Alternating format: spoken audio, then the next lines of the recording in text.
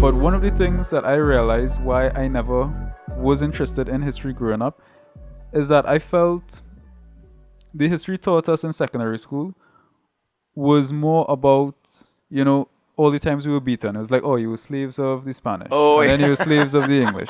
And then oh well, Britain got fed up and it just told you all, yeah. Take independence. So, you don't want to learn about all the times they got beaten, Extraordinary position. You need to learn about sometimes where you're victorious. So do you know any stories that you could share from our history where we fought and we were victorious? Yes, I mean, again, if you go back to my book again, Slave Master, the notion, I think I know where I saw it, but the notion that somehow we were given this thing and we were slaves, but the indentures and certainly the blacks took their own initiative. I mean, they were sitting, if you go again to my book, I go to different estates, people in fact were fighting. They burned down places in El Dorado and Mocoya because they said we want to be free.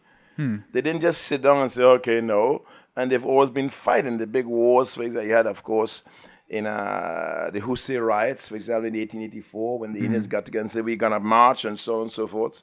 You had the Butler riots, where they said, we're going to get our wages and so on. You got the drum riots in Aruca around 9. So these people have always been fighting. As you said, though, the unfortunate thing is we never highlight.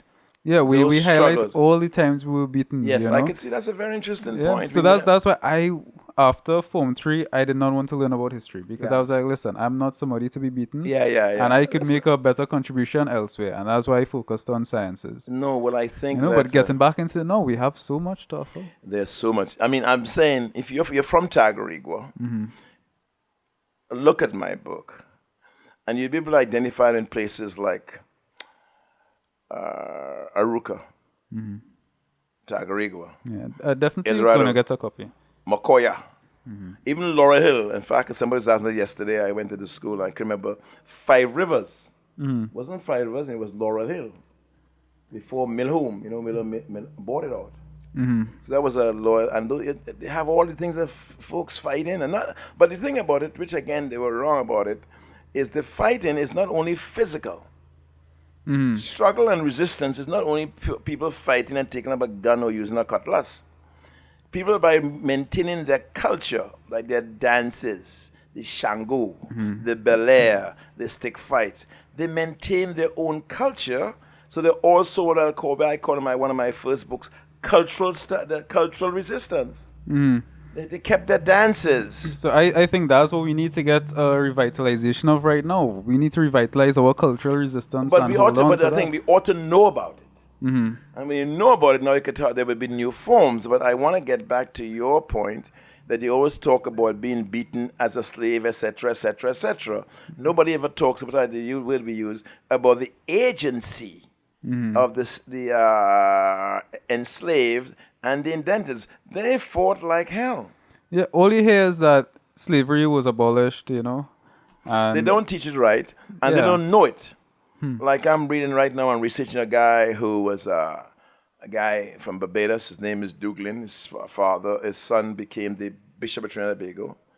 Douglin was born in Barbados, went to Cudjoe College, then went to Sierra Leone, where he worked among to evangelize the blacks, and then came here as the major priest at St. Clement's. And when, in fact, Sylvester Williams, who was the head of the Pan-Africanist movement, who was born in Aruca, went to London and formed this whole Pan-Africanist movement to free all black people all over the world. He came back here, he began to work for him. But nobody knows about that. We don't talk about it. We don't know about it. In fact, the same guy I talked about, Stanley, who I talked about that house being broken down. I'm also writing about his history. I did a lot of research on him. I knew who he is. And he was very important to the village. Kids don't even know, so they'll break the damn house and he'll go down and he would be out of history. Nobody knows a thing about him. But these are the guys who fought and struggled to keep us going where we are right now. Who trained, that was cultural history.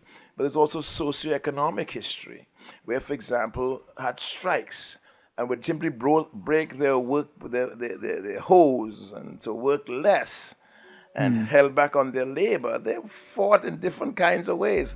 Struggle is not only physical, it's also spiritual, it's also cultural, it's also social.